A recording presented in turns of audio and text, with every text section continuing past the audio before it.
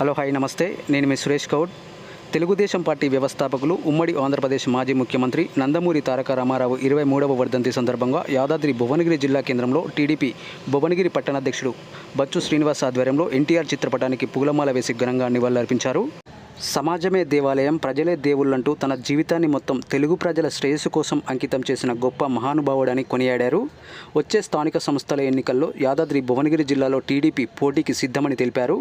జనసేన పార్టీతో పాటు అవసరమైతే బీజేపీతో కూడా పొత్తు కుదుర్చుకొని పోటీ చేయబోతున్నట్లు వెల్లడించారు.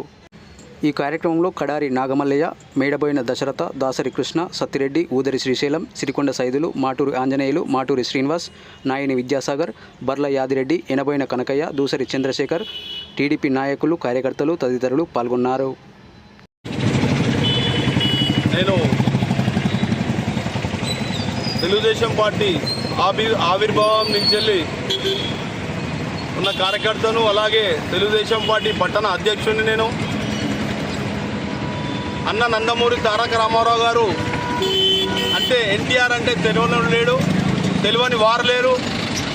అందరూ ఎన్టీఆర్ అని ఎన్టీఓడు అనేది అన్న ఇటు సినీ రంగంనే కాకుండా ప్రజలకు సేవ చేయాలన్న ఆలోచనతోని పెట్టిన పార్టీ తెలుగుదేశం పార్టీ. కూడు గుడ్డ కనీస వసతి కల్పించాలన్న ఉద్దేశంతో పెట్టిన పార్టీ తెలుగుదేశం పార్టీ. ఈరోజు అన్నగారు పెట్టిన ఈ సంక్షేమ పథకాలే యావత్ భారతదేశము ఆచరిస్తుంది. అలాగే అన్న ఆనాడు తెలుగు వాళ్లకు, ముఖ్యంగా తెలుగువాడే పుట్టినందుకు గర్వించాలి.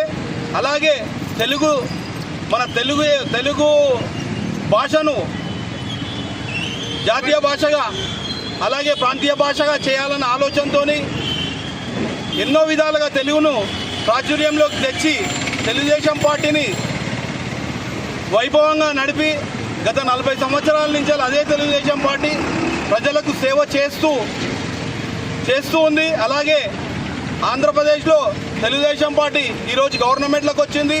అలాగే రేపు కూడా తెలంగాణలో కూడా మన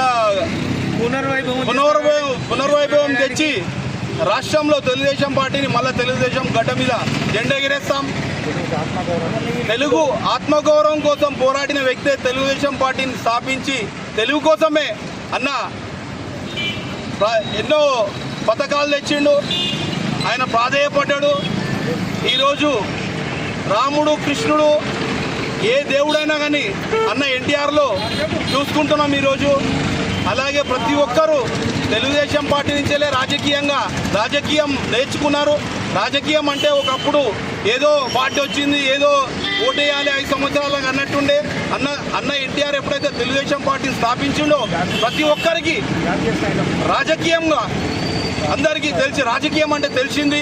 అందరూ బీసీలకు ప్రత్యేక స్థానం ఇచ్చి బీసీలను గొప్ప వ్యక్తులుగా తీర్చిదిద్ది ఈరోజు తెలుగుదేశం పార్టీ కాకుండా ప్రతి ఒక్క పార్టీలో తెలుగుదేశం పార్టీ కార్యకర్తలే, ఈ విశ్వవిద్యాలయం నుంచి వచ్చిన వాళ్ళే ఈరోజు తెలంగాణలో ముఖ్యమంత్రి అయితేనేమి, మాజీ ముఖ్యమంత్రులు అయితేనేమి తెలుగుదేశం పార్టీ నుంచి వచ్చిన వాళ్ళే.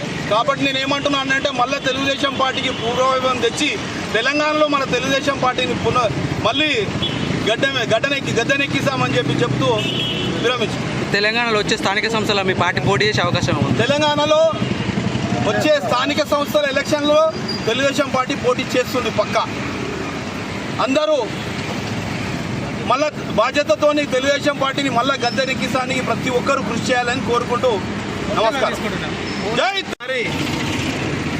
స్థానిక సంస్థలలో మున్సిపల్ ఎలక్షన్లో జనసేన మరియు తెలుగుదేశం పార్టీ కలిసి భువనగిరి గడ్డ మీద చేస్తామని చెప్పేసి